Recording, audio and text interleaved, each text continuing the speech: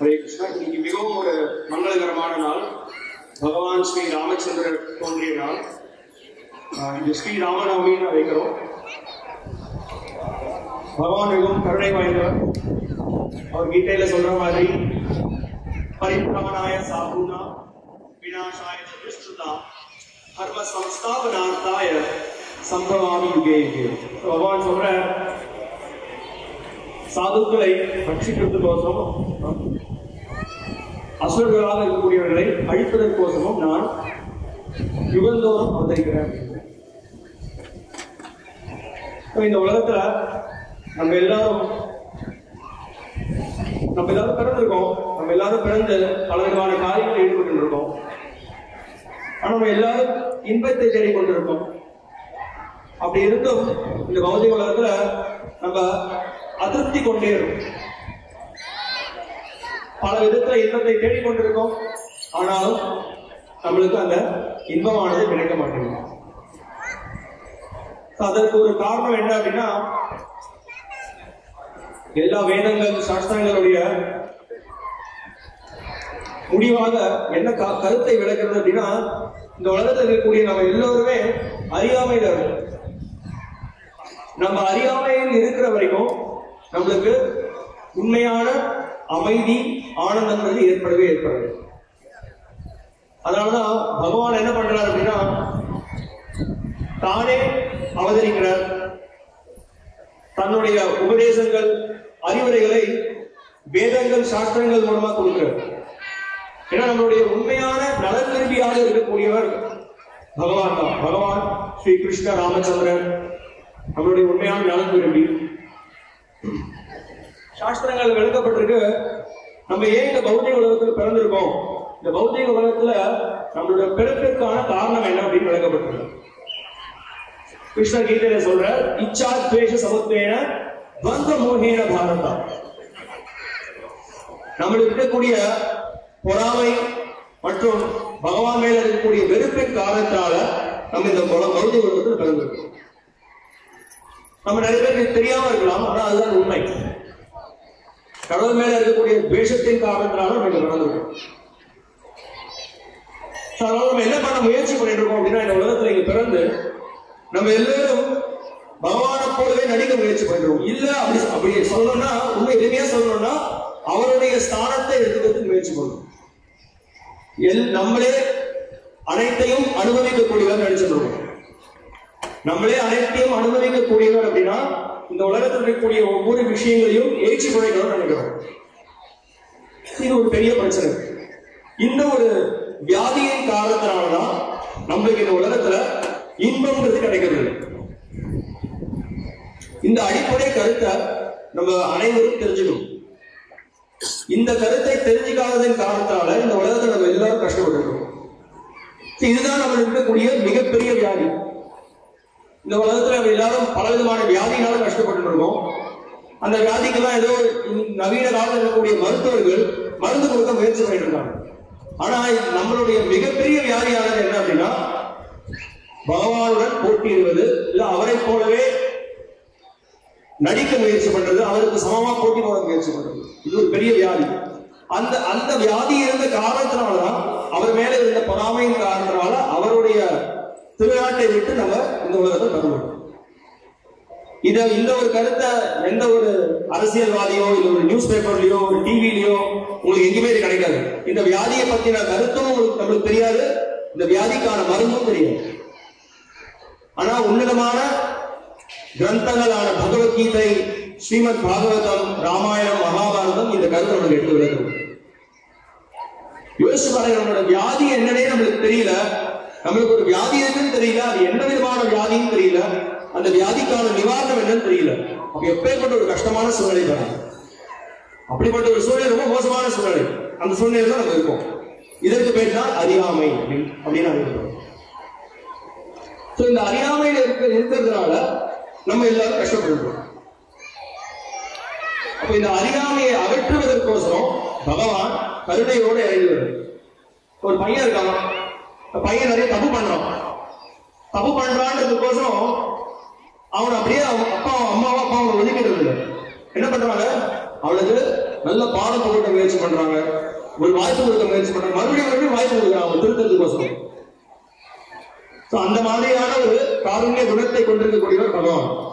அதனால அவர் அவதரிக்கிறார், அவருடைய தூய பக்தர்களை அனுப்பி வைக்கிறார், அவருடைய சரித்திரத்தின் மூலமாக, அவருடைய வாழ்க்கையில் அவர் பண்ணக்கூடிய செயல்களின் மூலமாக நம்மளுக்கு நல்ல அறிவுரைகளை கொடுத்து மீண்டும் அவருடைய கிராமத்துக்கு அவரை நம்மளை அழைத்து செல்றதுக்கு அவர் தயாரா இருக்கிறார். அதற்குதான் பல்வேறு அவதாரங்கள்ல அவர் இறங்கி வர்றார்.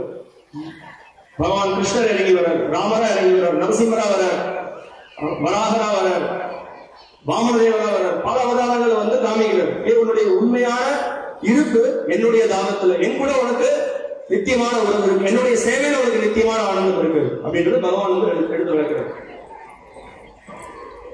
அதனால இந்த கருத்து ரொம்ப முக்கியமானது. அப்போ நம்ம முதல்ல தெரிஞ்சுக்கணும், நம்மளுக்கு வந்து வியாதி உண்டவர்களா இருக்கும், இந்த வியாதிக்கான சிகிச்சை என்னன்றது தெரியணும், அதற்கான தகுந்த மருந்து என்னன்றது தெரியணும். இதை தெரிஞ்சுட்டோம் அப்படின்னா நமக்கு திருப்பியும் நம்மளுடைய நல்ல ஆரோக்கியமான நிலைக்கு வந்துடலாம். வியாதியில் இருக்கக்கூடியவர் மறுபடியும் ஆரோக்கியமான நிலைக்கு வருது, அதுதான் வந்து உச்சிதமானது. அதற்கு யார் சிறந்த மருத்துவர்களாக இருக்காங்க? அந்த பகவானுடைய தூய பக்தர்கள், ஆச்சாரியர்களாக இருக்கக்கூடியவர்கள் சிறந்த மருத்துவர்களாக இருக்காங்க. சிறந்த மருத்துவர்களாக இருக்கக்கூடியவர்கள் என்ன, அவங்களுக்கு சரியான சிகிச்சை என்னன்றது எப்படி கொடுக்கணுன்றது தெரியும். ஒண்ணு, அந்த சிகிச்சைக்கான எந்த விதமான மருந்து கொடுத்தா இந்த வியாதியில குணமடையான்னு தெரியும். அதனால இந்த ஆச்சாரியர்கள் என்ன நடக்கிறாங்க அப்படின்னா, முதல்ல நம்ம பகவானுடைய ஸ்தானம் என்னன்னு தெரிஞ்சுக்கணும், நம்ம யார் அப்படின்னு தெரிஞ்சுக்கணும், பகவான் யார் என்று தெரிஞ்சுக்கணும். நம்ம வந்து பகவத்கீதையில கிருஷ்ணன் தெளிவா விளக்குறார், நம்ம இந்த உடல் இல்ல, நம்ம ஆத்மா அப்படின்னு விளக்குறோம். ரொம்ப மிகவும் அடிப்படையான ஞானம். நம்ம அறியாமையில இருக்கும்பொழுது, நம்மளுடைய வியாதியினுடைய முக்கிய நிலையில இருக்கும்போது நம்ம நினைச்சுக்கிறோம் நம்ம தான் இந்த உடல் அப்படின்னு நினைச்சுக்கிறோம். இது ஒரு பெரிய தவறான கருத்து. அதனால பகவத்கீதை ஆரம்பத்திலே கிருஷ்ணன் எடுத்தோன்னு விளக்குறாரு, நீ இந்த உடல் கிடையாது, நீ ஜீவாத்மா, நீ இந்த உடல்லேருந்து வேறுபட்டவன் அப்படின்றது கிருஷ்ணன் விளக்குறாரு. அதற்கு பிறகு பகவானுடைய ஸ்தானம் என்ன அப்படின்றது விளக்குறது. நான் யார் அப்படின்னு நீ தெரிஞ்சுக்கோ அப்படின்னு சொல்றது கிருஷ்ணர் ரொம்ப தெளிவாக விளக்குறார் கீதையில. அதை அவரை பத்தி நம்ம தெரிஞ்சுக்கும் பொழுது அப்ப நம்மளால சரியாக புரிஞ்சுக்க முடியும், பகவான் ராமச்சந்திரர் யார், அவர் வந்து ஒரு கற்பனை கடவுளா, இல்ல ஒரு சினிமாவில ஒரு நாடகத்தில் வரக்கூடிய ஒரு கதாநாயகா, இல்ல ஒரு சக்தி வாய்ந்த நபரா அப்படின்றத புரிஞ்சுக்கும். அவர் விரும்பின ஒரு சக்தி வாய்ந்த நபர் கிடையாது, சினிமாவில் வரக்கூடிய ஒரு நடிகர் மாதிரியான ஒரு நபர் கிடையாது, அவர் புருஷோத்தமரான முழுமுதல் கடவுள் அப்படின்ற கருத்து தெரிஞ்சுக்கணும். ரொம்ப முக்கியமான ஒரு கருத்து. மிக உன்னதமான குணங்களை உயர்ந்த நிலையில கொண்டிருக்கக்கூடிய ஒரு மாய ரூபத்தில் இந்த உலகத்தில் தோன்றினாலும் அவர் சாட்சாத் பரமபுருஷர் அப்படின்றது தெரிஞ்சுக்கணும். இந்த முதல் கருத்து. இந்த உலகம் வந்து சிருஷ்டிக்கப்பட்டிருக்கு, இந்த உலகம் வந்து இயங்குறது, ஒவ்வொரு அணுக்கும் ஆதாரமாக இருக்கக்கூடியவர் பகவான் ராமச்சந்திரன். இது ரொம்ப முக்கியமான கருத்து. அவருக்கு கடந்த காலம், நிகழ்காலம், எதிர்காலம் அனைத்தையும் அறிந்திருக்கக்கூடியவர், சர்வஜ்ஞரா இருக்கக்கூடியவர். சர்வஜ்ஞர்னா அனைத்தையும் அறிந்திருக்கக்கூடியவர். இது பகவானுடைய உன்னதமான தன்மை. அதுக்கு பிறகு அனைத்து ஐஸ்வர்யங்களுக்கு இருப்பிடமா இருக்கு. ஐஸ்வர்யஸ்ய சமக்ரஸ்ய வீரியஸ்ய யசஸ்ஸ்ரிய ஞான வைராகிய ஸ்டைவ சன்னம் பகவதிங்கனா அப்படின்ற பராசர முனிவர் விளக்குறார். பகவானா யார் என்று விளக்குறார். இந்த மாதிரியான 6 குணங்கள், ஐஸ்வர்யம், உயர்ந்த செல்வம், வீரம், சமக்ரஸ்ய பரிபூர்ணம் முழுமையாக இருக்கும் பகவான்கிட்ட. யசஸ்னா புகழ், ஸ்ரீயக அழகு, வைராகியம்னா துறவு, இதெல்லாம் முழுமையாக நிறைந்திருக்கக்கூடியவர் பகவான் வரையறுக்கப்படும். ஒவ்வொருவரையும் ஒவ்வொரு அவதாரத்திலும் பகவான் தன்னுடைய உன்னத தன்மைகளை வெளிப்படுத்துவார். எதற்கு நம்ம இந்த கருத்து பேசுறோம் அப்படின்னா, இன்னைக்கு நிறைய நவீன காலத்தில் இருக்கக்கூடியவர்கள் நிறைய கதைகள், கவிதைகள், அப்புறம் பலவிதமான நவீன கருத்துக்களை சொல்லக்கூடியவர்கள் இந்த ராமாயணத்தில் இருக்கக்கூடிய ராமர் மற்றும் மற்ற கதாபாத்திரங்கள் எல்லாம் வந்து ஒரு கதாபாத்திரங்களா காமிக்கிறாங்க. இந்த கதாபாத்திரங்கள் கிடையாது, நிஜமான நபர்கள். பகவான் ராமச்சந்திரர் அவருடைய தூய பக்தர்களோட அவருடைய உன்னதமான கிராமமான அயோத்தியால இன்னைக்கும் இப்பையும் வேலைகள் நடந்துட்டு இருக்கு. இன்னைக்கு தேதியில விதைகள் நடந்திருக்கு. ராமர் இன்னைக்கு பிறந்திருக்கார். இன்னைக்கு அயோத்தியாவில் எல்லாரும் புதுவிதமா இருக்காங்க. உண்மையில நம்ம எல்லாரும் ஒரு பெரிய ஒரு விழாவாக கொண்டாடப்பட வேண்டிய ஒரு விழா.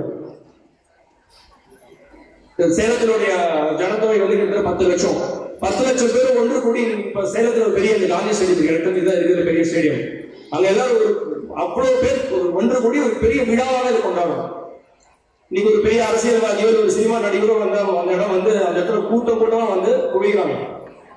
ஏன்னா அவங்களை பொறுத்த வரைக்கும் அவன் தான் ஒரு பெரிய தலைவர் நினைச்சிருக்காங்க. ஆனா உண்மையான தலைவர், உண்மையான நற்குணத்தின் இருப்பிடம் அது பகவான் ராமச்சந்திரன். அது நம்மளுக்கு தெரியவில்லை. அதனால ஐஸ்வர்யங்களில் அனைத்து ஐஸ்வர்யங்களுடைய பொக்கிஷமாக அவர் இருக்கார். மேலும் எல்லா சாஸ்திரங்கள் பூர்வீக ஆச்சாரம் எல்லாரும் விளக்குறாங்க, அனைத்து கல்யாண குணங்களின் இருப்பிடமாக அவர் இருக்காருன்னு சொல்லி சொல்றாங்க. கல்யாண குணங்கள்லாம் மிகவும் மங்களகரமான குணங்கள் நிறைந்திருப்பவராக இருக்காருன்னு சொல்லி சொல்றாங்க. அவர் எப்பேற்பட்ட நபர்? உயர்ந்த யோகிகள் எல்லாரும் என்ன பண்றாங்க? அவரை தியானிச்சிருக்காங்க. அவருடைய திவ்யமான திருமேனியை தியானிச்சிருக்காங்க. அப்ப ராமச்சந்திரன் எப்பேற்பட்ட ஒரு நபராக சத்யானந்த சிதாத்மணி அப்படின்னு சொல்லி சாஸ்திரங்கள் எழுதப்பட்டது. ரமந்தே யோகினோ நந்த சத்யானந்த சிதாத்மணி இதிராம பதேனாசோ பரம் பிரம்மாவதீயதே. ராமா அப்படின்ற வார்த்தையோட அர்த்தம் என்ன? ரமயிதி. ரமயிதினா அவருடைய பெயரை கேட்டாலே, அவருடைய திருமேனியை பார்த்தாலே ரமிச்சு போயிடுவாங்க. ரமிச்சு போயிடுவாங்கன்னா அப்படியே வந்து பூரிச்சு போயிடுவாங்க. அவ்வளவு அழகான ஒரு திருமேனி. பிறப்பு, இறப்பு, முதுமை, வயோதிகம் அதற்கு அப்பாற்பட்டது. இப்ப எனக்கு பிறப்பு கிடையாதுன்னு சொல்றீங்களே, இப்ப நீங்க ராமநவமி கொண்டாடுறே அப்படின்னா என்ன அர்த்தம்? அவர் அஜா அப்படிங்கிற ஒரு குணம் இருக்கு. பிறப்பற்றவர் இருந்தாலும் இந்த உலகத்துல வந்து பிறகு கிடையாது. அவருடைய பிறப்பு நம்மளுடைய பிறப்பாட்டம் கிடையாது. கிருஷ்ண கீதையில விளக்குறாரு, அஜோபிசன் அவ்யயாத்மா பூதானாம் ஈஸ்வரோபிசன் பிரகிருதிம் ஸ்வாம் அதிஷ்டாய சம்பவாம் யாத்மமாயா. அஜஹனா பிறப்பற்றவர், பூதானாம் எல்லா ஜீவராசிகளுக்கும் ஈஸ்வரனாக இருக்கக்கூடியவர். அவர் இந்த உலகத்திற்கு வரும்பொழுது பார்க்கறதுக்கு சாதாரணமான மானிடர் மாதிரி தான் தெரிகிறார். ஆனா அநேகமான உயர்ந்த அச்சிந்திய சக்திகளை கொண்டிருக்கக்கூடியவராக இருக்கார். அவர் உயர்ந்த சக்திகளின் இருப்பிடமாக அவர் இருக்கார். அதனால ஒரு சாதாரண நபராக நினைச்சிருக்கிறார். ஒரு சிறந்த கதாநாயகனாக நினைச்சிருக்கிறார். நிறைய உயர்ந்த குணங்கள் இருந்தாலும் அவர் பரிபூர்ணமான புருஷோத்தமான முழுவதற்கு கடவுள் அப்படின்னு புரிஞ்சுக்கணும். அவருடைய செயல்கள், அவருடைய உன்னதமான செயல்களை அவருடைய தூய பக்தர்கள் எப்பயுமே நினைவில் கொண்டு இருக்காங்க. ஏன்னா அது வந்து உன்னத ஆக்கர்ஷண சக்தியை கொண்டதாக இருக்கு, கவர்ச்சியை கொண்டதாக இருக்கு அவருடைய ஒவ்வொரு செயலும். இன்னும் சொல்லணும் அப்படின்னா, இந்த ராமாயணத்தினுடைய தொடக்கமே பார்த்தோம் அப்படின்னா, வால்மீகியும் நாரதரிடம் நடக்கக்கூடிய சம்வாதத்துல அவருடைய உன்னதமான குணங்களை கண்டு வால்மீகி கலந்து போயிருக்கார். வால்மீகியோடைய உன்னதமான குணங்களை கண்டு கலந்து போனதுனால அவர் வந்து சில கேள்விகளை நாரதர்கிட்ட கேட்கிறார். அந்த கேள்விக்கான பதிலே ராமாயணத்தினுடைய விஸ்தாரமாக விளக்கப்பட்டது. ராமாயணத்தில் எப்படி பகவான் அந்த உன்னதமான குணங்களை வெளிப்படுத்துறார் அப்படின்றது விளக்கப்பட்டது. சோ அதனால அவர் பார்க்கலாம், அவருடைய உன்னதமான செயல்கள் மூலமாக அவர் வந்து நான் பார்ப்பதற்கு சாதாரண மாய ரூபத்தில் தோன்றினாலும் அவர் சாட்சாத் பரமபுருஷன் அப்படின்றது வெளிப்படுத்துறார். அவருடைய செயல்கள் மூலமா நம்ம தெரிஞ்சுக்கலாம். யாரும் அதை நகல் செய்ய முடியாது, யாராலையும் அது மாதிரி அவரோட ஒப்பிட முடியாது. அதனால இது ரொம்ப முக்கியமான கருத்து. ஏன்னா இந்த கருத்துக்களை நம்ம ஆணித்தனமா புரிஞ்சுக்கணும். ஏன்னா நீ தமிழ்நாட்டில் அந்த அளவுக்கு தவறான பிரச்சாரங்கள் நடக்குது. ராமச்சந்திரனுடைய நிலை என்னன்றது தெரியாம நம்மளுக்கு தெரியும். தமிழ்நாட்டுக்கு எது பிரபலமா இருக்கு, ராமச்சந்திரனுக்கு சில அயோக்கியர்கள் என்ன பண்ணாங்க அப்படின்னா செருப்பால் மாலை போட்டாங்க. இதுதான் நம்ம தமிழ்நாட்டுடைய நிலைமை. உயர்ந்த 16 கல்யாண குணங்களை கொண்டிருக்கக்கூடியவர், 16 கல்யாண குணங்களை வெளிப்படுத்துற வால்மீகி. ஆனாலும் அதற்கு மேல உன்னதமான குணங்கள் இருக்கிறதையும் ராமாயணத்தில் வெளிப்படுத்துறது. ஏன்னா நம்ம முட்டாள்களாக இருக்கக்கூடிய நம்ம யாருக்கும் ராமச்சந்திரனுடைய உன்னதமான குணங்கள் என்ன தெரியல. தெரியாதனால நம்ம என்ன நினைக்கிறோம், அவருடைய மகிமையை தெரிஞ்சுக்காம அறியாமையில ஊடுருவிக்கிறோம். அதனால போலியாக இருக்கக்கூடிய அரசியல்வாதிகள், போலியாக இருக்கக்கூடிய தத்துவவாதிகளுடைய அவங்களுடைய நவீன புஸ்தகங்கள், அவங்களுடைய நவீன கட்டுரைகளை படிச்சு இன்னைக்கு எல்லாரும் நாஸ்திகத்தை நோக்கி போயிடும். அதனால ரொம்ப முக்கியம் நம்ம தத்துவபூர்வமா அவரை தெரிஞ்சுக்கணும். கிருஷ்ண கீதையில சொல்றாரு, ஜன்ம கர்ம சமய திவ்யம் ஏவம் யோவேதி தத்வதः த்யக்த்வா தேஹம் புனர்ஜன்ம நைதி மாமேதி சோர்ஜுனம். கிருஷ்ண சொல்ற, என்னுடைய ஜன்மம், என்னுடைய பிறப்பு, என்னுடைய செயல்கள் திவ்யமானது, உன்னதமானது. இதை யார் ஒருத்தர் புரிஞ்சுக்கிறாங்களோ தத்துவபூர்வமாக உண்மை இருக்கு, பகவான் யார், அவருடைய நிலை என்ன அப்படின்றது தெரிஞ்சுட்டு அவரை அதை பத்தி யார் கேட்கிறாங்களோ அது அவருடைய விளைவு என்ன, புனர்ஜென்ம வித்தியதை, மறுபடியும் இந்த பௌதிக உலகத்துல அவங்க பிறப்பு கிடையாது அப்படின்னு சொல்லி கிருஷ்ணர் விளக்குறாரு. அதனால நம்ம சரியான கேள்விகளை கேட்பதற்கு தெரிஞ்சுக்கணும். மனித பிறகு எனக்கு அவனுக்கு கொடுக்கப்பட்டிருக்கும். அவன் என்ன பண்ற, வாழ்க்கை முழுக்க நம்மளுக்கு மனுஷ பிறகு கிடைச்சிருக்கு. இந்த ஒரு விஷயத்த யாரும் யோசிக்கிறதே இல்லை. எவ்வளவு பேர் நம்ம வாழ்க்கை பல காரியங்களை பண்றோம், ஆனா எதற்காக நம்மளுக்கு மனுஷ பிறகு கிடைச்சிருக்கு அப்படின்னு நம்ம எவ்வளவு பேர் யோசிக்கிறோம். ஒரு பெரிய வேலை கிடைக்கணும், பையனை ஒரு பெரிய ஸ்கூலுக்கு அனுப்புறோம், ஒரு பெரிய வியாபாரி ஆகணும், ஒரு பெரிய விளையாட்டு வீரர் ஆகணும், இல்ல ஒரு பெரிய தொழிலதிபர் ஆகணும், இல்ல அவன் வந்து இந்தியாவில் இருக்க அமெரிக்காவுக்கு போட்டோம், இல்ல அவன் யூரோப்புக்கு போட்டோம், நிறைய பணம் சம்பாதிக்கணும், நல்ல ஒரு அந்தஸ்துல இருக்கணும். இதற்கோசம் நம்ம கடுமையா உழைச்சிடணும். ஆனா மனித பிறவி நம்மளுக்கு அதற்கோசம் கொடுக்கப்படணும். ஆஹார நித்ரா பயமைத்துனம் ச சாமான்யம் ஏதத் பசுபின் நராணாம் தர்மோஹி தேஷாம் அதிகோ விசேஷः தர்மேண ஹீன பசுபிஹி சமானः. இந்த உபதேசம் சொல்றது, சாப்பிடுறது, தூங்குறது, தற்காத்துறது, இனப்பெருக்கத்தில் ஈடுபடுறது, இந்த 4 விஷயங்கள் மனிதர்களிடையும் சரி மிருகங்களிடையும் சரி சமமா இருக்க முடியாது.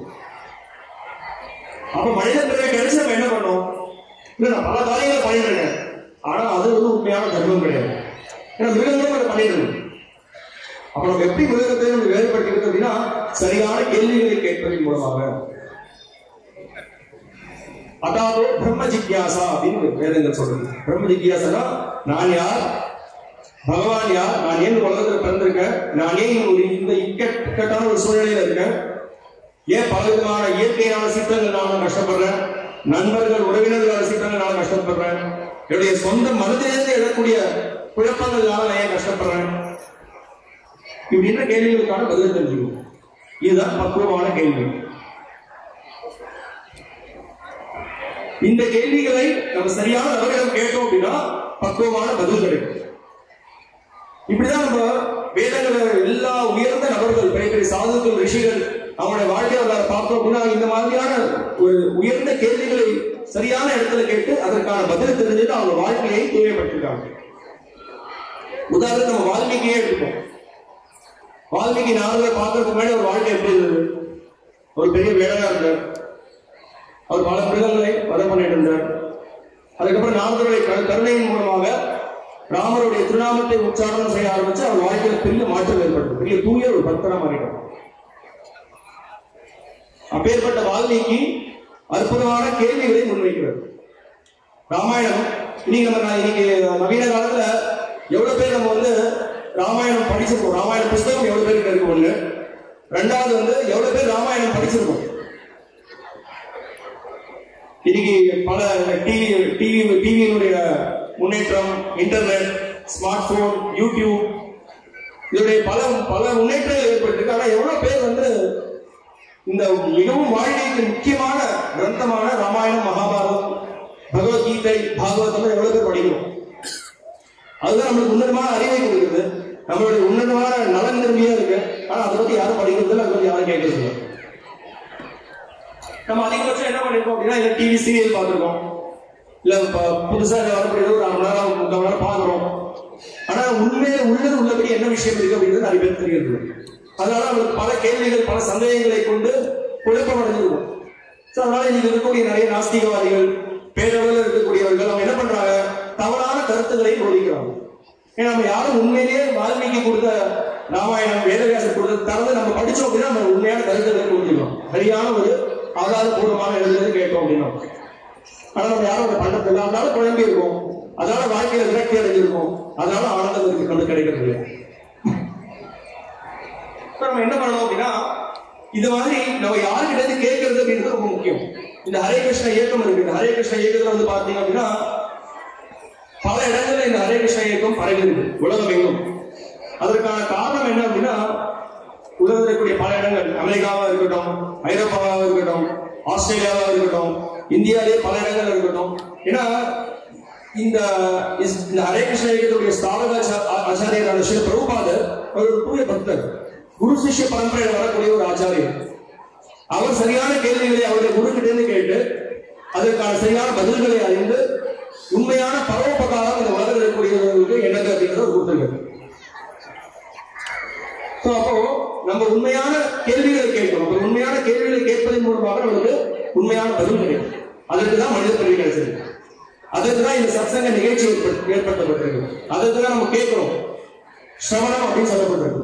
சிரவணம்னா கேட்கிறது, பகவானை பற்றி கேட்பதன் மூலமாக நம்மளுக்கு சரியான பதில்களை கிடைக்கும். இப்போ இந்த மாதிரி வால்மீகி ரொம்ப ஏக்கத்தோட மிகவும் உயர்ந்த ரிஷிகள், உயர்ந்த பக்தர்கள் என்ன அப்படின்னா, அவங்களுடைய வாழ்க்கையில ஒரே ஒரு குறிக்கோள். என்ன குறிக்கோள் அப்படின்னா, எப்படி உலகத்தில் இருக்கக்கூடியவர்கள் அனைவருக்கும் நன்மையை ஏற்படுத்துவது அப்படின்னு. பாருங்க, பகவானுக்கு இந்த குணம் இருக்கு, இந்த உயர்ந்த குணம் அவர்கிட்ட இருக்கு. எப்படி எல்லோருக்கும் நன்மையை ஏற்படுத்துறது? கிருஷ்ண கீதையில சொல்றாரு, சுஹൃதம் சர்வபூதானாம் அப்படின்னு சொல்றாரு. சுஹൃதம் சர்வபூதானம்னா எல்லா உயிர்வாழிகளின் உற்ற நண்பன் அப்படிங்கிறார். நிறைய வார்த்தைகள் உபயோகப்படுத்தப்பட்டிருக்காரு. மித்ரா அப்படின்னு சொல்லலாம், பந்து அப்படின்னு சொல்லலாம். இது எல்லாமே ஒரு நண்பன் சொல்றது. ஆனா இந்த உற்ற நண்பன், உயிருக்கு உயிரான நண்பன் அப்படின்னா அதுக்கான சுஹൃதம், ஹிருதயம், இதயத்தோட ரொம்ப நெருங்கி இருக்கக்கூடியவர் யாருமே கிடையாது உலகத்துல. நம்ம அம்மா, நம்ம அப்பா, நம்முடைய மனைவி, நம்முடைய குழந்தைகள் நெருங்கியவர்கள் தான். ஆனா நம்ம இறந்து போன பிறகும் நம்ம கூட யார் வரா? நம்ம இறந்து போயிட்டோம். பூர்வீக ஜென்மத்தில் நம்மளுக்கு அம்மா, அப்பா, உறவினர்கள் இருந்தாங்க. இந்த ஜென்மத்துல போறது இருக்காங்க. அடுத்த ஜென்மத்தில் யாரோ வர போறாங்க. நம்மளோட வாழ்க்கையை நம்ம சரியா அமைச்சல அப்படின்னா மறுபிறவிகள் நம்மளுக்கு இருக்கு. அடுத்த பிறகு நம்மளுக்கு என்ன நடக்க போகுதுன்னு நமக்கு தெரியாது. ஆனா எல்லா ஜென்மங்களையும் நம்மளோட குற்ற நண்பனாக இருக்கக்கூடியவர் பகவான் ஸ்ரீ கிருஷ்ண ராமச்சந்திரன். அவரை பற்றி நம்ம தெரிஞ்சுக்கணும். ஏன்னா அவர் தான் நமக்கு நம்முடைய நித்தியமான உறவை மேம்படுத்தக்கூடியவர். அப்போ அப்பேற்பட்ட அந்த பகவான் ராமச்சந்திரன் அவருடைய உன்னதமான குணங்களை பற்றின கேள்விகளை வால்மீகி முனி நாரதர்கிட்ட கேட்கிறார். என்ன கேட்கிறார்? அவர் கேட்கிறார், உயர்ந்த குணங்களில் இருப்பிடமாக இருக்கக்கூடியவர் யார் அப்படின்னு சொல்லி கேட்கிறார். இந்த காலத்துல போன் அஸ்மின் லோகே, இந்த லோகத்துல இந்த சமயத்துல உயர்ந்த குணங்களில் இருப்பிடமாக இருக்கக்கூடியவர் யார்? யார் வீரத்துல உயர்ந்த வெளிப்பாடை கொண்டிருக்கிறவராக இருக்கார்? யார் தர்மத்திற்கு சிறந்த உதாரணமாக இருக்கார்? கிருதஜ்ஞனா யார்? கிருதஜ்ஞனா நன்றி மனவாத ஒரு நபரா யார் இருக்கார்? உண்மையே எப்பயுமே பேசக்கூடியவரா யார் இருக்கார்? சத்திய வாக்கியா அப்படின்னு சொல்லி சொல்றாரு. உறுதியில திருடமான உறுதியை கொண்டிருக்கக்கூடிய நபர் யார்? திருடவர்களாக யார் இருக்கார்? நல்ல ஒழுக்கத்தின் திலகமாக யார் இருக்கார்? சாரித்ரேன கோயுக்தா, சிறந்த ஒழுக்கத்தை வெளிப்படுத்தக்கூடியவராக யார் இருக்கார்? இப்ப நம்ம சொன்னோமே, எல்லா உயிர்வாழிகளின் உற்ற நண்பனாக அந்த ஒருவர்கிட்ட ஏதாவது குறைகள் இருந்தாலும் சரி, அப்படி இருந்தாலும் அதை பொருட்படுத்தாம அவனுக்கு எப்படி நல்லது பண்றது, அவனை எப்படி நல்வழிப்படுத்துறதுன்ற ஒரு நபர் யார்? சர்வ பூதேஷு கோவிதா, யார் அந்த நபர் அப்படின்னு சொல்லி கேட்கிறது. எல்லா ஞானத்தையும் கற்றுக்கக்கூடியவராக யார் இருக்கார்? ஞானத்தில் சிறந்த ஞானம் என்ன, அதை அறிந்திருக்கக்கூடியவராக நபராக யார் இருக்கார்? அப்படின்னா என்ன? எல்லா வேதத்தில் இருக்கக்கூடிய ஞானத்தையும் அறிந்திருக்கக்கூடிய நபர் யார்? வித்வான் கஹ அப்படின்னு சொல்லி கேட்கிறார். சமர்த்த சாமர்த்திய குணத்தை கொண்டிருக்கக்கூடியவர் யார்? அதாவது எப்படி ஒரு காரியத்தை எடுத்து அதை கை கூடணும், அதை எப்படி சரியாக பண்ணணும், அந்த நபர் யார்? எந்த நபர் அவர்? அவரை பார்த்தாலே நம்ம எல்லாரும் அப்படியே ரமிச்சு போயிடுவோம். அவரை பார்த்தவரோட அவர் அழகை பார்த்தாலே நம்ம எல்லாரும் மெய்மறந்து போயிடுவோம். யார் அந்த நபர் அப்படின்னு கேட்கிறார். சதைக்க பிரியதர்ஷன, ஆத்மவான், எந்த ஒரு சூழ்நிலையிலும் சுய கட்டுப்பாட்டை கொண்டிருக்கக்கூடியவராக யார்? அதாவது பலவிதமான சஞ்சலமான சூழ்நிலைகள் ஏற்படும். மனது புலன்கள் நம்ம பல திசைகளை திருப்பும். சில காரியங்களை பண்ணும்போது அது பண்றதுக்கு பல தடைகள் ஏற்படும். அப்படி ஏற்பட்டாலும் அந்த தடைகளால பாதிப்படையாம சுய கட்டுப்பாட்டை கொண்டிருக்கக்கூடிய நபரா யார் இருக்காரு? ஆத்மவான் கஹ அப்படின்னு சொல்லி கேட்கிறார். இன்னொரு முக்கியமான குணத்தை பத்தி கேட்கிறார். குரோதக ஜிதக்ரோதக, கோபத்தை கட்டுப்படுத்துறது ரொம்ப கஷ்டம். அந்த கோபத்தை கட்டுப்படுத்திருக்கக்கூடிய நபராக யார் இருக்காருன்னு கேட்கிறார். அப்புறம் இந்த உன்னதமான குணங்களால பிரகாசிக்கக்கூடியவர் யார்? யுதிமான். பிரகாசத்தோட இருக்கக்கூடியவர். இன்னொரு முக்கியமான குணம் அனசூயக, பொறாமை இல்லாத நபர் யார் அப்படின்னு கேட்கிறார். அதுக்கு பிறகு கேட்கிறாரு, இந்த மாதிரியான ஒரு அவருடைய அப்பேற்பட்ட ஒரு கோபத்தினால உலகத்தில் இருக்கக்கூடியவர்கள் எல்லோருமே பயந்து போயிடுவாங்க, தேவர்கள் கூட நடுவாங்க. அப்பேற்பட்ட நபருக்கு கோபம் வர்றதுனால ஜாத ரோஷஸ் சம்யுகே அப்படின்னு சொல்லி கேட்கிறாரு. இந்த 16 குணங்கள் நிறைந்திருக்கக்கூடிய நபர் யார் அப்படின்னு சொல்லி வால்மீகி இந்த கேள்வியை நாரதரிடம் கேட்கிறார். இப்படிதான் ராமாயணம் தொடங்குறார். பிரம்மா என்ன பண்றாரு அப்படின்னா, நாரதரை அனுப்பி வைக்கிறார். பிரம்மா நாரதர்கிட்ட பிரம்மலோகத்தை ராமாயணம் ஒரு ஸ்லோகங்கள் நிறைந்தது. அப்புறம் அதே ஸ்லோகத்தை இங்க அவர் கொடுக்கும்போது வால்மீகி மூலமாக நமக்கு ராமாயணம் கொடுக்குற 24,000 ஸ்லோகம் கொண்ட ஒரு கிரந்தம் அது, இதிகாசம். இது வேதத்தோடு ஒப்பிடப்பட்டது. வேதத்துக்கும் ராமாயணத்திற்கும் வித்தியாசம் இருக்கு. 4 வேதங்கள் சொல்லும்போது என்ன சொல்லப்பட்டிருக்கு அப்படின்னா, 4 வேதங்கள் ராமாயணம் மகாபாரதம் எல்லாமே வேதத்தோடு உள்ளடங்கிய புராணங்கள், இதிகாசங்கள். ஏன்னா அந்த அளவுக்கு நல்லொழுக்கத்தை கொடுக்கக்கூடிய, நல்ல புத்தியை கொடுக்கக்கூடிய, பக்தியை கொடுக்கக்கூடிய உன்னதமான ஒரு நூல். நம்ம எல்லாம் அவசியம் படிக்கிறோம். அவசியம் உங்களுடைய கருத்துக்களை தெரிஞ்சது எப்படி வாழ்க்கையை நடைமுறைப்படுத்துறது பார்க்கிறோம். அதன் மூலமாக ராமர் மேல பக்தி ஏற்படும், தூய குணங்கள் வெளிப்படுத்தப்படும், நம்முடைய வாழ்க்கையில உன்னதமான வெற்றி ஏற்படும். இதுல சந்தேகமே இல்லை. அதெல்லாம் பார்க்கலாம். ஏன் நம்ம ராமாயணம் படிக்கிறது சிறந்தது? வேதே ராமாயணம் சைவ புராணே பாரதே மதே ஆத்யஸ்ட மத்தியஸ்ட ஹரி சர்வத்ரகிய. ஏன்னா முழுக்க ஆரம்பத்திலேயும் சரி, மத்தியிலையும் சரி, இறுதியிலையும் சரி, நம்ம இந்த மாதிரியான கிரந்தங்களை படிப்பதன் மூலமாக பகவான் ஹரியினுடைய நினைவு நமக்கு வரும், ராமனுடைய நினைவுக்கு வரும். அதுதான் வாழ்க்கையுடைய குறிக்கோள். அப்போ இந்த மாதிரியான நற்குணத்தின் இருப்பிடமாக யார் இருக்கார் அப்படின்னு சொல்லி வால்மீகி கேட்கக்கூடிய இந்த கேள்விக்கு நாரதமுனிவர் பதில் சொல்ற. இப்பேற்பட்ட ஒரு உன்னதமான குணங்களை கொண்டிருக்கக்கூடிய நபர் யார் அப்படின்னா அது பகவான் ராமச்சந்திரர் அப்படின்னு சொல்லி விளக்கப்படுது. அப்படிதான் ராமாயணம் உடைய கதை முழுமையாக விளக்கப்படும். இந்த 16 குணங்களை தான் பல இடங்கள்ல ராமாயணத்திற்குரிய பல சம்பவங்கள் மூலமாக நம்ம பார்க்கலாம். எப்படி இந்த உயர்ந்த குணங்களை பகவான் வெளிப்படுத்திருக்காரு அப்படின்னு. அந்த குணங்கள் எல்லாம் வெளிப்படுத்துவதன் மூலமாக பகவான் ராமச்சந்திரர் நம்ம எல்லாருக்கும் காமிக்கிற இந்த உலகத்துல பிறந்திருக்கக்கூடிய நம்ம எல்லோரும் நற்குணங்களை வளர்த்துக் கொள்ள வேண்டும். அந்த நற்குணங்கள் எப்படி வளர்த்துக்கிறது அப்படின்றது அவரே முன் உதாரணமாக பல உதாரணங்களை அவரே முன்வைக்கிறது. குணவான், அதாவது இந்த நற்குணங்கள்லாம் இருக்கு. இந்த நற்குணம் ஒருத்தர் நம்ம பார்த்து சொல்றோம், இவர் ரொம்ப அமைதியாக இருக்கக்கூடியவர், இவருடைய இவர் பேசினார்னா அப்படியே தேனொழியா இருக்கும். பல குணங்களை பார்த்து ஒருத்தர் மேல ஒரு கவர்ச்சி ஏற்படுது. ஆனா எப்படி நான் பகவான் கிட்ட எப்படின்னா, இந்த குணங்கள் அவர்கிட்ட இருக்கிறதுனால இந்த குணங்களுக்கு ஏற்றம் ஏற்படுது. இதுதான் அவருடைய உன்னதமான நிலை. அப்படி இருக்கக்கூடிய அவருடைய குணத்துல அவருடைய எளிமை மிகவும் பாராட்டத்தக்கது. அவர் அவ்வளவு உயர்ந்த ஸ்தானத்தில் இருந்தாலும் பகவான் ராமச்சந்திரர் வெளிப்படுத்துகிறார். குகனோட எப்படி பழகிறார்? அவர் மிகவும் உயர்ந்த அயோத்தியக்கே ராஜா. ஆனா குகனோட சரிசமமா பழகிறார், குகனை ஏத்துக்கிறார், குகனோட பக்தியை பாராட்டுறார். அவன் ஒரு நிஷாதனா இருந்தாலும் கூட அவன் எதையும் பொருட்படுத்தாம அவன்கிட்ட இருக்கக்கூடிய பக்தியை தான் ஏற்றுக்கிறார். எப்பேற்பட்ட ஒரு உணர்வான ஒரு குணம். அவனுடைய குணத்தை பார்த்து அவனை ஏற்றுட்டு அவனுக்கு தன்னுடைய முழுமையான அன்பை வெளிப்படுத்துகிறார். இதன் மூலமா பகவான் வெளிப்படுத்துகிறார். நம்ம எல்லாரும் இன்னைக்கு இருக்கக்கூடிய நவீன காலத்தில் இருக்கக்கூடிய எல்லாரும் நம்மளுக்கு இருக்கக்கூடிய சிறு அந்தஸ்து, சிறு பதவி, பேர், புகழை கொண்டு நம்ம மிகவும் உயர்ந்தவன் நினைச்சுக்கணும். நம்ம மற்றவங்க எல்லாம் சாதாரணமா ஒரு மட்டமா பார்ப்போம்.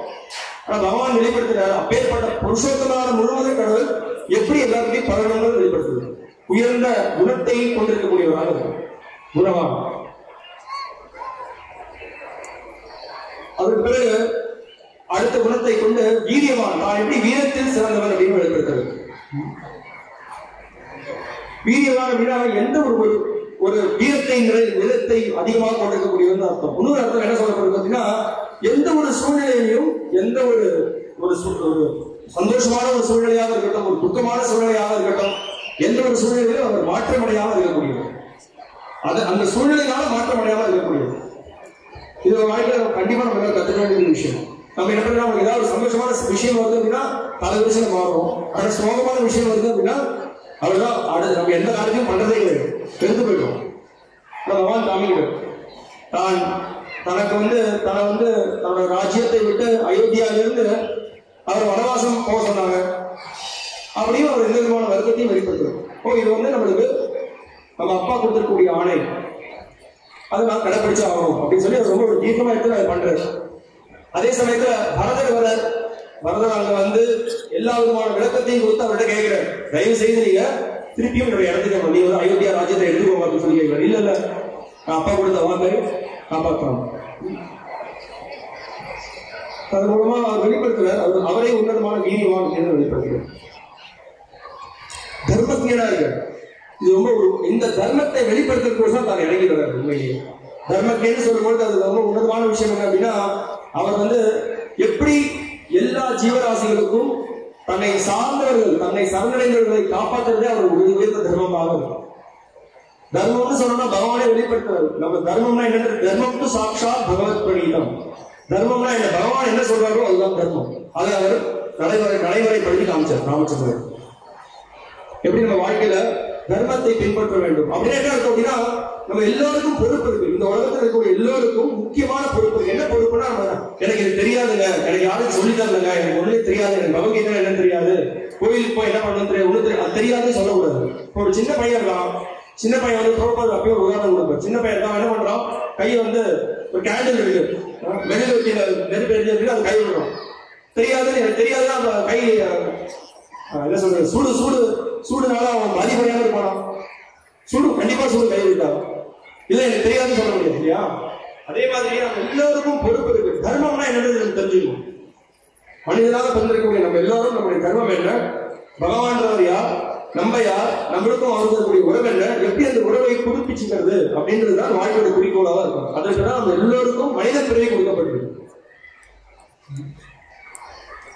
இல்லங்க எனக்கு தெரியாது சொல்ற அர்த்தம், தெரியாதுன்னு தெரிஞ்சுக்காம நம்ம என்ன பண்ணுவோம், நம்ம மனித பிறவியை இழந்துருவோம். மனித பிறவியை இழந்து திருப்பியும் மிருகமாக நம்ம பிறப்பெடுப்போம். கீழ் நோக்கி ஊர்வம் கச்சதி சத்வஸ்த மத்தியே திஷ்டம் சேதாரசா ஜெகன்ன குணபக்தஸ்ச அதோ கச்சதி தாமசா. கிருஷ்ண கீதையில சொல்றாரு, நம்ம தர்மத்தை ஒழுங்கா புரிஞ்சுட்டு தர்ம காரியங்களை பண்ணி பகவானுக்கு சரணடைந்து அவர் திருநாமத்தை உச்சாரணம் பண்ணோம் அப்படின்னா நம்ம பகவானோட வாசஸ்தானத்தை அடைவோம், உயர்ந்த லோகத்துக்கு போவோம். உயர்ந்த லோகத்துக்கு பகவான் வைகுண்ட லோகத்துக்கு ஏற்றது. இல்ல அப்படின்னா மத்தியே திஷ்டந்தி ராஜசக. திருப்பி இது ஒரு உலகத்திலே சொல்லிட்டு இருக்கோம். திருப்பி ஸ்கூலுக்கு போகணும், திருப்பி ஆபீஸ் போகணும், திருப்பி கல்யாணம் பண்ணிக்கணும், திருப்பி குழந்தைகள், திருப்பி பிரச்சனைகள், திருப்பி பல குழப்பங்களுக்கு உண்டாகி திருப்பி இந்த உலகத்திலே இருக்கும். சொல்ல முடியாது இந்த உலகத்துக்கு திரும்பி மனுஷனா பிறகுமா மிருகமா பிறகுமா நமக்கு தெரியாது. நம்ம தர்ம காரியங்களுக்கு ஏற்ற, நம்ம தர்ம வேலைக்கு ஏற்ற மாதிரி நம்மளுக்கு அடுத்த கல்வி கிடைக்கும். இது கேட்டாலே நம்மளுக்கு வாழ்க்கை ஏதாவது பண்ணணும்னு நம்மளுக்கு தோணும். ஆனா நம்ம அந்த அளவுக்கு அறியாம இருக்கும். அடுத்தது பாவ காரியங்கள் ஈடுபட்டோம் அப்படின்னா கீழ் நோக்கி போயிடுவோம். அதோ கச்சந்தி தாமசம், அதோ கச்சந்தினா போச்சு. கிடைச்சிருக்கக்கூடிய மனித பிறவியை நம்ம இறந்துடுறோம். பாருங்க, எது காரணம் என்ன? அறியாமை. அந்த அறியாமையை அகற்றணும். தர்மம் என்னன்றது தெரிஞ்சுக்கணும். அப்ப தர்மம் என்னன்றது தெரிஞ்சு பகவான் என்ன பண்றார், உயர்ந்த தர்மத்தை வெளிப்படுத்துறார். எல்லா உயிர்வாழிகளையும் காப்பாற்றுவதற்கு தயாராக இருக்கிறார். அதான் அவர் பண்ணக்கூடிய உயர்ந்த தர்மம். அவர் சொல்றாரு, ஒருத்தருக்கு எவ்வளவு தோஷங்கள் இருந்தாலும் சரி அந்த தோஷத்தை நான் பொருட்படுத்த மாட்டேன். என்கிட்ட அவன் எனக்கு என்னோட சேவை ஈடுபடுறேன், என்கிட்ட சரணடைன்னு சொன்னா அவனை நான் காப்பாற்றுவேன் அப்படிங்கிறது ராமச்சந்திரன் அவருடைய பல காரியங்களை வெளிப்படுத்திருக்காரு. அதுக்கு பிறகு அவர் விளக்குறார், கிருத்தஜ்ஞன் அப்படின்னு சொல்லி விளக்குறார். கிருத்தஜ்ஞன் அப்படின்னா நன்றி மறவாத இருக்கக்கூடியவன். எந்த ஒரு சூழ்நிலையிலும் இன்னைக்கு இந்த நவீன காலத்துல பார்த்தோம் அப்படின்னா இந்த ஒரு குணம் போயே போச்சு. நம்ம யாரும் பள்ளிக்கூடங்கள்லாம் பார்த்தீங்க அப்படின்னா முன்னாடி நான் சொல்றேன், நான் ஒரு 20 வருஷம் ஸ்கூல் படிக்கும்போது மாரல் சயின்ஸ் அப்படின்னு ஒரு சப்ஜெக்ட் இருக்கும். மாரல் சயின்ஸ் அப்படின்னா நல்ல ஒழுக்கத்துக்கான பாடங்கள் அப்படின்னு சொல்லி இப்படி அப்ப அது மாதிரி எதுவும் கிடையாது. நல்ல ஒழுக்கம்னா என்னன்னு யாருக்குமே தெரியாது. எந்த பள்ளிக்கூடத்துல ராமாயணம், மகாபாரதம், பகவத்கீதை, ஸ்ரீமத் பாகவத் போன்ற கருத்துக்களை யார் சொல்லித் தராங்க? இன்னைக்கு இருக்கக்கூடிய ஆசிரியர்களுக்கும் அதை பத்தி ஒன்றும் தெரியறது இல்லை, மாணவர்களுக்கும் அதை பத்தி ஒன்றும் தெரியறது இல்லை, பெற்றோர்களும் அதை பத்தி சொல்லி தருது. எல்லாருக்கும் சின்ன வயசுல இருந்து 2 வயசு 1.5 வயசு 3 வயசுல பாத்தீங்கன்னா எப்படி ஸ்மார்ட் போன் உபயோகப்படுத்துறது தெரியும். அவனும் பெருமையா சொல்லுவாங்க, என் பையனுக்கு எல்லாமே தெரியுங்க. அவனுக்கு எப்படி சுவிட்ச் ஆஃப் பண்ணுறது தெரியும், எப்படி ஆன் பண்ணுறது தெரியும், எப்படி கேம்ஸ் விளையாடுறது தெரியும், அவனுக்கு எப்படி வந்து போட்டோ எடுக்கிறது தெரியும். என்ன பிரயோஜனம், என்ன உபயோகம் அதனால? இங்க பகவான் சொல்லி தர கிருத்தஜ்ஞனா இருக்கிறது எப்படி? கிருத்தஜ்ஞனா நன்றி மறவாமல் இருக்கிறது. யாராவது ஒருத்தர் நம்மளுக்கு ஒரு சின்ன உதவி பண்ணாலும் அதை மறவாமல் இருப்பது. திருக்குறள் சொல்றார், என்னன்றி கொன்றார்க்கும் உய்வு உண்டாம், உய்வில்லை செய் நன்றி கொன்றார்க்கும் கொன்றவர்க்கு அப்படின்னு சொல்லி சொல்றாரு. அப்படின்னு என்ன அப்படின்னா, ஏதாவது ஒருத்தர் வந்து ஏதோ நன்றி எதுவும் செய்ய தப்பு செஞ்சா கூட அவருக்கு வந்து பிராயசித்தம் இருக்கும். ஏதாவது காரியத்தை பண்ணி அதை தப்பிச்சுக்கலாமா? ஆனா செய் நன்றி, யாராவது நம்மளுக்கு நல்லது பண்ணிருக்காங்க, ஆனா அவங்க நன்றியை நம்ம வந்து புரிஞ்சுக்காம அவங்களுக்கு கெடுதலை பண்ணோம் அப்படின்னா அந்த அப்பேற்பட்ட ஒரு நபர் மிகவும் மோசமான நபர் அப்படின்னு சொல்லி சொல்றோம். அவர் மோசமான நபர் அப்படின்னு எவ்வளவு முக்கியமான விஷயம். இன்னைக்கு நவீன காலத்துல எல்லா இடத்துலயும் ஏமாற்றம் தான். எப்படி இன்னொருத்தரை ஏமாற்றுறது, எப்படி இன்னொருத்தரை ஏற்றி பிழைக்கிறது, இதுதான் எல்லா இடத்துலையும் நடந்துருக்கு. கேவலம் போட்டி, பேராசை, பொறாமை, இதுதான் எல்லா இடத்துலையும் பரவி இருக்கு. இன்னைக்கு இந்த ராமாயணம் மகாபாரதம் இது படிக்காதனால மக்களுடைய மனதில் எந்த அளவுக்கு குழப்பங்கள் ஏற்பட்டு பாருங்க. எந்த அளவுக்கு இந்த நற்குணங்கள் இல்லாத காரணத்தினால ஒருத்தருக்குள்ள பரஸ்பரம் இல்லை, ஒருத்தர் மேல சந்தேகம், ஒருத்தர் எப்படி ஏமாத்துறது. அதனால இது குழப்பத்தை ஏற்படுத்தக்கூடிய ஒரு விஷயம்.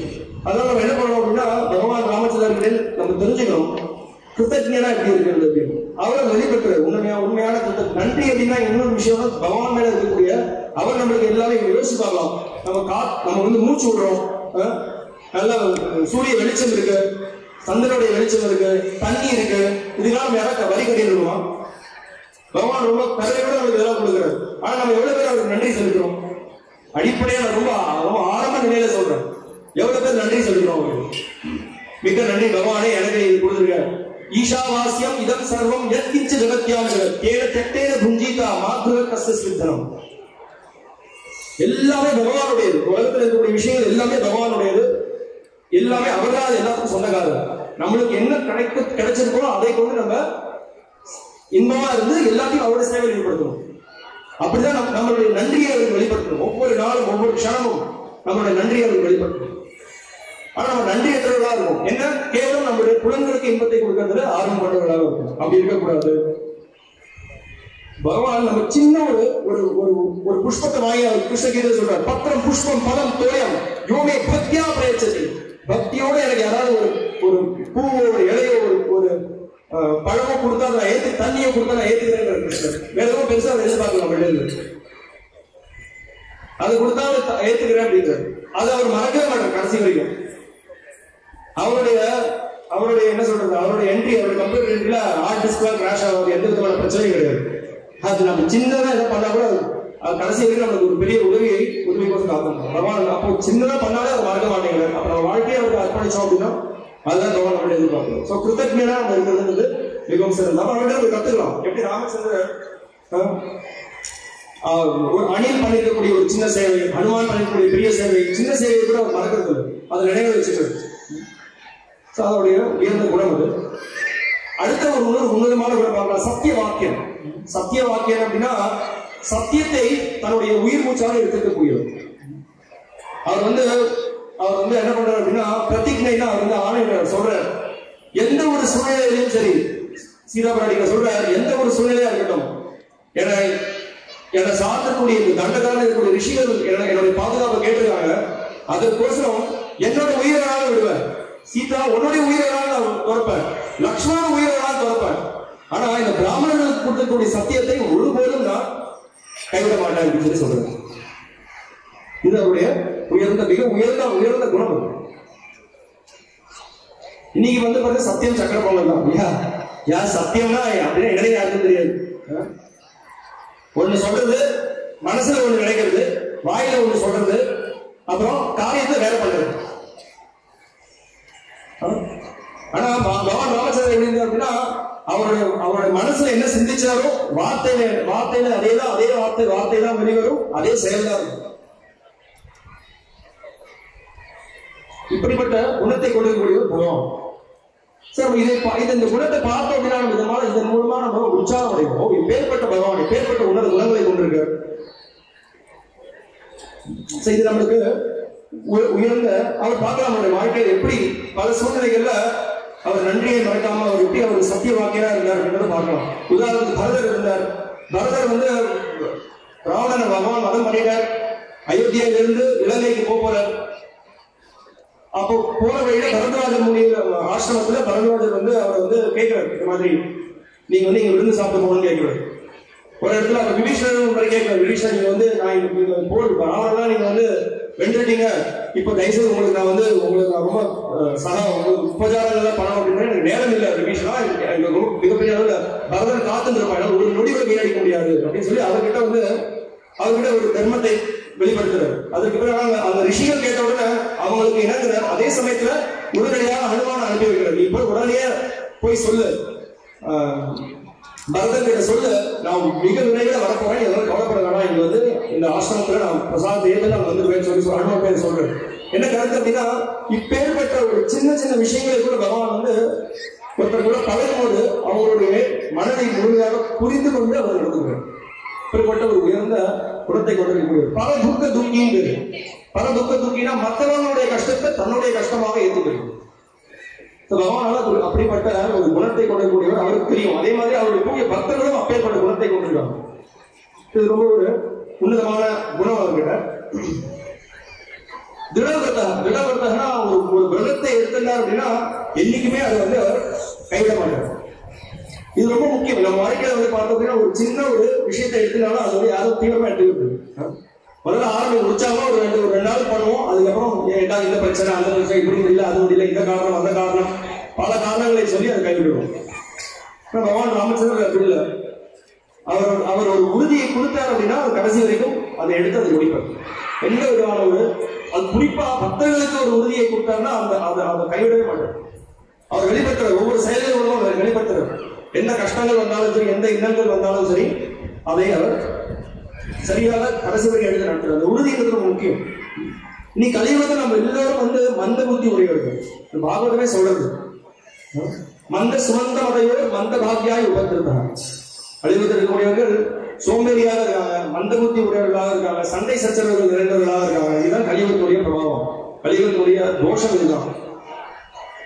ஆனா இப்பேற்பட்ட உயர்ந்த பகவானுடைய சரித்திரத்தை கேட்பதன் மூலமாக, தூய பக்தர்களுடைய அறிவுரையை கேட்பதன் மூலமாக இந்த தாழ்ந்த குணத்திலேருந்து எப்படி வெளிவருதுன்றது நம்ம அவங்களுக்கு கத்துக்கலாம் இல்லையா? சரி, அதிகாலையில் எழுந்துக்கிறது, நம்ம தூய்மையா வச்சுக்கிறது, பகவான் திருநாமத்தை உச்சாரணம் பண்றது, இந்த சாஸ்திரங்களுக்கு இருக்கக்கூடிய அறிவுரைகள் எல்லாம் பின்பற்றுறது, பாவ காரியங்கள் ஈடுபடாமல் இருக்கிறது, இதுக்கு நம்ம இதை பின்பற்றணும் அப்படின்னா முதல்ல இதை பத்தி நம்ம தெரிஞ்சுக்கணும். தெரிஞ்ச உறுதியோடு இருக்கணும். மாமிசங்கள் சாப்பிடக்கூடாது, போதைப் பொருட்களை எடுத்துக்க கூடாது, தவறான பாவங்களோடு ஈடுபடக்கூடாது, சூதாட்டத்தில் ஈடுபடக்கூடாது. இந்த 4 விஷயங்கள் 4 பெரிய பாவ காரியங்கள். இந்த பாவ காரியங்கள் ஈடுபட்டோம் அப்படின்னா நம்ம மனிதனால் நம்மளுக்கு கிடைத்திருக்கக்கூடிய அந்த வாய்ப்பை நம்ம எழுதுறோம். ஏன்னா அந்த பாவ காரியங்கள் நம்மளுடைய குணங்களை தாழ்ந்த குணத்துக்கு கொண்டு போகும்.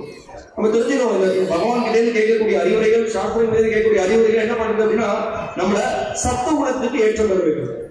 சத்துவ குணம்ங்கிற குணத்துலதான், அந்த அடித்தளத்துலதான் நம்மளால பகவான் யார், கடவுள்ங்கிறவர் யார், அவருடைய உன்னதமான நிலை என்ன, நம்மளுடைய நிலை என்ன, எதையுமே நம்மளால புரிஞ்சுக்க முடியும். அதனாலதான் நம்ம என்ன பண்றோம், இந்த பாவ காரியங்களும் விடுதலை அடைய முயற்சி பண்றோம். நம்ம என்ன பண்றோம், நம்ம இன்னைக்கு ஏதாவது ஒரு நல்ல காரியம், ஞாபகம் ஒரு 3-4 மாசம் முன்னாடி ஒருத்தர் வீட்டுக்கு வந்து பகவத்கீதை கொடுக்க போனேன். இப்போ அவர் சொன்னார், இல்லை இன்னைக்கு வேணாம் பகவத்கீதை கிட்ட கொடுக்காதீங்க அப்படின்னு. நான் சொன்னேன், பகவத்கீதை எந்த நேரத்தில் வேணாம், அதுக்கு வந்து எந்த காலம் நேரம் நியமம் எதுவுமே கிடையாது, நீங்க வாங்கி படிக்கலாம், இது ரொம்ப நல்லது. இல்லை இன்னைக்கு வேணாம் சொல்ல புரிஞ்சு அவர் வந்து நீங்க மாமிசம் சாப்பிடுங்க, எனக்கு வேணாங்க, நாளைக்கு வேணா நான் வாங்கிக்கிறேன். நான் சொன்னேன், நீங்க வந்து தயவுசெய்து பகவத்கீதை எடுத்து படிங்க, இது உங்களுடைய முக்கியத்துவம் வேண்டதை தெரிஞ்சுக்கோன்னு சொல்லி அவரை கொடுத்து அவர் படிக்க ஆரம்பிச்சு, அவர் அதுக்கப்புறம் இந்த பகவத்கீதையுடைய அறிவின் மூலமாக மாமிசம் சாப்பிடுறது விட்டுட்டார். எனக்கு பெரிய பாவகாரியம். அதனால இந்த விஷயத்தை நம்ம தெரிஞ்சு ரொம்ப முக்கியமானது. அதுக்கப்புறம் அவர் சொல்ற சாரித்திரேன கோயுக்தக. சாரித்திரேன கோயுக்தக அப்படின்னா அவருடைய உன்னதமான செயல்கள், அப்பேற்பட்ட அவருடைய வாழ்க்கையில் அவர் பண்ணிருக்கக்கூடிய செயல்கள் மூலமாக அவருடைய உன்னத நிலை என்னன்னு தெரிஞ்சுக்கலாம். அவர் என்ன சொல்றது அப்படின்னா, சில பேர் சொல்லுவாங்க அப்படின்னா வாழ்க்கையில நிறைய அறிவுரைகள்லாம் கொடுப்பாங்க. தர்மோபதேச சமயே ஜனா பண்டிதாக தத் அனுஷ்டான சமயே முனையோன பண்டிதாக அப்படின்னு சாஸ்திரம் சொல்றது அப்படின்னு ஒரு வாக்கியம் இருக்கு. என்ன அர்த்தம் அப்படின்னா, நிறைய அறிவுரைகளை மக்களுக்கு கொடுப்பாங்க. இப்படி பண்ணணும், இந்த மாதிரி பண்ணணும், இந்த மாதிரி இருக்கணும், என்ன படிக்கணும், இந்த காரியத்தை செய்யணும், தவறான காரியங்கள் பண்ணணும், இதெல்லாம் அவங்க மற்றவங்களுக்கு அறிவுரை கொடுப்பாங்களே வழிய அவங்க வாழ்க்கையில கடைபிடிக்க மாட்டாங்க. புரியுதா உங்களுக்கு? தர்மோபதேசம் ரொம்ப பிரமாதம் பண்ணுவாங்க. நீ என்ன பண்றா இது ஒண்ணும் பண்ண மாட்டான். அது அனுஷ்டானம் பெரிய முனி மாதிரி பேசுவாங்க, ஒண்ணும் பண்ண மாட்டான். ஆனா ராமச்சந்திரன் அப்படி கிடையாது. என்ன பேசினாரோ, என்ன அவர் பேசினாரோ அதுதான் அவர் வாழ்க்கையில நடந்துச்சு. அது மட்டும் இல்லாம சிறந்த உதாரணமாக வெளிப்படுத்துகிறார். எப்படி வாழ்க்கையில ஒரு நடந்துக்கணும், ஒரு மகனாக இருக்கக்கூடிய எப்படி நடந்துக்கணும், ஒரு தந்தையாக இருக்கக்கூடிய எப்படி நடந்துக்கணும், ஒரு ஸ்திரீயாக இருக்கக்கூடிய எப்படி நடந்துக்கணும், உண்மையோட எப்படி நம்ம பகவானுக்கு பக்தி பண்ணணும், எப்படி அவருக்கு சேவையை செய்யணும், பகவானுக்கு சேவை பண்றதே மிகவும் உயர்ந்தது, தூய பக்தியே உயர்ந்தது போன்ற இந்த உதாரணங்களை தன்னுடைய வாழ்க்கை சரித்திரத்தின் மூலமாக வெளிப்படுத்தினார். எல்லாரும் கத்துக்கொண்டது போது வெளிப்படுத்தினார். அதற்கு பிறகு இன்னொரு ஒரு அற்புதமான குணம் என்ன அப்படின்னா, நிறைய குணங்கள் இருக்கு. நான் இன்னொரு குணத்தை சொல்லி விளக்குறேன். பிரியதர்ஷன அவருடைய தேமேனி ரொம்ப அழகாக இருக்கும். ஏன்னா அவர் சாட்சாத் பரமபுருஷர் அப்படின்னு காமிக்கிறார். பல சம்பவங்கள் மூலமாக வெளிப்படுத்துறார். அவருடைய எப்படி கவர்ச்சிகரமானவர் அப்படின்றத வெளிப்படுத்துறார். மேலும் அவருடைய கவர்ச்சி எப்பேற்பட்டதுக்கு என்ன அளவுக்கு ஒரு கவர்ச்சிகரமானவராக இருந்தார் அப்படின்னா, சூர்பனகா கூட அவர் அடக்கி அவரை கண்டு கவர்ந்து போறாங்க. தண்டக்காரன் இருக்கக்கூடிய ரிஷிகள் அவரை கண்டு கவர்ந்து போறாங்க. மரீச்சனே அவருடைய அழகை கண்டு ஸ்தம்பிச்சு போறான். தசரதர் அவருடைய அழகை கண்டு சந்திரன் போல இருக்காரு, சூரியனை போல இருக்கும் அவருடைய அழகை கண்டு அவருடைய உன்னத குணத்தை வெளிப்படுத்துறாங்க. ஜிதக்ரோத எல்லா விதமான நம்ம எல்லாரும் கோபத்துக்கு கட்டுப்பட்டு இருக்கோம். ஆனா பகவான் கோபத்தை தன் கட்டுப்பாட்டில் வைத்திருக்கிறார். அவர் கோபத்தை எப்ப வெளிப்படுத்துறாரு அப்படின்னா, அவருடைய பக்தர்களுக்கு ஏதாவது இன்னல் நேர்ந்தது அப்படின்னா அப்போ அவர் கோபத்துக்கு உட்பட்டவராக தெரியுது. பக்தனுக்கு கோபத்தை ஏற்படுத்துகிறார். எப்பேற்பட்ட ஒரு உன்னத நபர் பாருங்க பகவான். நம்ம அவருக்கு சேவை செஞ்சோம் அப்படின்னா நம்மளுக்கோசரம் தன்னுடைய தனையை கொடுக்கறதுக்கு தயாரா இருக்காரு. அப்படிதான் ஹனுமான் பண்ண சேவைக்கு அவர் சொல்ற, நீ எப்பேற்பட்ட காரியத்தை பண்ணிருக்க, எவ்வளவு உயர்ந்த காரியத்தை பண்ணிருக்க, இந்த சமயத்துல உனக்கு என்ன நன்றி கடனா என்ன செய்யறது தெரியல, எதுவும் இல்ல, ஆனா என்னையே அவருக்கு நான் கொடுக்குறேன் அப்படின்றது. இதுதான் பகவான். அப்போ உயர்ந்த பகவான் ராமனுடைய நாமம் எங்க உச்சாரணம் செய்யப்படுறதோ அந்த இடத்துல ஹனுமான் இருக்காரு. எங்க ஹனுமான் இருக்காரோ அந்த பகவானுடைய நாம உச்சாரணம் நடந்துட்டே இருக்கும். நீங்க நம்ம பார்க்கலாம், பெரிய நாளா கூப்பிடா இந்த கோயில் கட்டிட்டு இருக்கோம். கோயில் கட்டணும் பார்க்கலாம், இங்க அனுமதி நம்ம எல்லாருக்கும் நினைவுபடுத்துறாரு. எல்லாரும் பகவான நாமத்தை சொன்னீங்களா, கிருஷ்ணனுடைய திருநாமத்தை சொன்னீங்களா, ராமனுடைய திருநாமத்தை சொன்னீங்களா, எங்க நீங்க அந்த திருநாமத்தை நம்ம சொல்றோமோ அந்த இடத்துல பகவான் இருக்காரு, அந்த இடத்துல ஹனுமானும் இருக்காரு. பகவானுடைய பக்தர்கள் எங்க இருக்காங்களோ அதுதான் பரிபூர்ணமான ஒரு இடம். எல்லாரும் ஒருத்தருடைய வீட்டுல நம்ம எல்லாரும் தினசரி கிருஷ்ணனுடைய திருநாமத்தை உச்சாரணம் பண்றோம், ராமனுடைய நாமத்தை உச்சாரணம் பண்றோம். அப்ப நம்முடைய ஹிருதயத்தில் தூய்மை ஏற்படும், பகவானுடைய பக்தர்களுடைய கருணை கிடைக்கும். அப்ப நம்ம வாழ்க்கை மிகவும் பிரகாசமாக ஆகும். ஹரே கிருஷ்ண கிருஷ்ண கிருஷ்ண ஹரே ஹரே, ஹரே ராம ராம ராம ஹரே ஹரே. எந்த இடத்துல இந்த நாமம் உச்சாரணம் பண்ணப்படுதோ அந்த இடத்துல பகவானுடைய பக்தர் அங்க இருக்காரு. பகவான் அந்த இடத்துல அந்த கூட்டத்துல அவரும் இருக்காங்க. எப்ப காயத்த மத் பக்தா தப்த திஷ்டாமி நாரதா அப்படின்னு சொல்றாரு. எங்கெல்லாம் என்னுடைய பக்தர்கள் திருநாமத்தை உச்சாரணம் பண்றாங்களோ அந்த இடத்துல நான் இருக்கேன் அப்படிங்கிறது. அப்பேற்பட்ட உயர்ந்த பகவானுடைய கருணையை நம்ம பெறத்துக்கு ரொம்ப எளிமையான விஷயத்தான் அவர் வெளிப்படுத்துறாரு. வீடு ரொம்ப அழகா சொல்றாரு, மண்மனா பகவத் பக்தராக மத் யாஜிமாம் நமஸ்கூர், எனக்கு நமஸ்காரம் பண்ணு, மேகி சத்தியம் தே பிரதிஜாய பிரயோசிக்கும், நீ எனக்கு இந்த மாதிரி நமஸ்காரம் பண்ணி எனக்கு பூஜை பண்ணி என்னோட பக்தரான அப்படின்னா கண்டிப்பா உன எங்க அழைச்சிட்டேன் அப்படின்னு சொல்லி சொல்றேன். இதுதான் பகவானுடைய உன்னதமான காருண்ய குணம். நம்மளை காப்பாற்றுறதுக்குன்னே அவர் இறங்கி வருது. பேர்பட்ட அவருடைய காரியத்தை தெரிஞ்சுக்கிறது தான் நம்முடைய முதல் காரணம். அதுக்குதான் ராமாயணத்தை ஸ்ரீ பிரபுபாதர் இந்த இஸ்லாமிய ஸ்தாபக ஆச்சாரியர் அவர் என்ன பண்ணிருக்காரு அப்படின்னா, இந்த ஹரே கிருஷ்ண இயக்கத்தை ஸ்தாபனம் பண்ண, அங்க பக்தர்களை உருவாக்கினார். பகவத்கீதை, ராமாயணம், ஸ்ரீமத் பாகவதம், சைத்தன்ய சரிதாமிர்தம் போன்ற எல்லா புஸ்தகங்களையும் நமக்கு கொடுத்தார். இது மன எழுச்சியில் இருக்கக்கூடிய ஒரு இயக்கம் கிடையாது. இந்த இயக்கமானது ஆதாரபூர்வமானது, சாஸ்திர கருத்துக்களுக்கு உட்பட்டது. மேலும் இந்த சாஸ்திரங்கள் படிப்பதன் மூலமான வாழ்க்கையில தூய்மையான இன்பம் ஏற்படும்ன்றது தத்துவமாக இங்க நம்ம பார்க்கலாம். இங்க பார்க்கலாம், பல பக்தர்கள் மேற்கத்திய நாடுகள் பயிற்சி பண்ணிட்டு இருக்காங்க. இதாவது ஒரு விஞ்ஞான பூர்வமான ஒரு பயிற்சி. அமெரிக்கா, ஆஸ்திரேலியா, ஐரோப்பா, எவ்வளவோ இடங்கள்ல இருந்து பல பேர் இந்த பக்தியை பயிற்சி பண்ணிட்டு இருக்காங்க. இந்த பக்தியை பயிற்சி பண்ணுவதன் மூலமாக எல்லாரோட ஹிருதயத்திலையும் மாற்றம் ஏற்படும். கிருஷ்ணரை கீதை சொல்றார், வீதராக பயக்ரோத மன்மயாமா உபாசித பகவோ ஞான தபசோ பூதாமத் பாவமாக. கிருஷ்ணர் சொல்றார், இந்த ராக பய குரோத, பற்றுதல், பயம், குரோதம்னா கோபம், இதுல இருந்து இந்த பக்தி பயிற்சியை கையாண்டவர்கள் எல்லோரும் இந்த கஷ்டங்கள்ல இருந்து விடுதலை அடைந்து என்னை அடைஞ்சிருக்காங்க அப்படின்னு சொல்லி கிருஷ்ணர் சொல்றார். பூத்தானா தூய்மை அடைஞ்சிருக்காங்க. இந்த உத்தரவாதத்தை கிருஷ்ண கீதையில சொல்றாரு. அதனால நம்ம இதை புரிஞ்சுக்கணும். அவருடைய உணர்வான குணங்களை புரிந்து கொள்வதன் மூலமாக நம்ம அவருடைய கருணையை பெற முடியும். அனசூயக்காக அப்படின்னு இன்னொரு குணம் இருக்கு. அனசூயக்காகனா பொறாமைன்ற எண்ணமே இல்லாதவர்.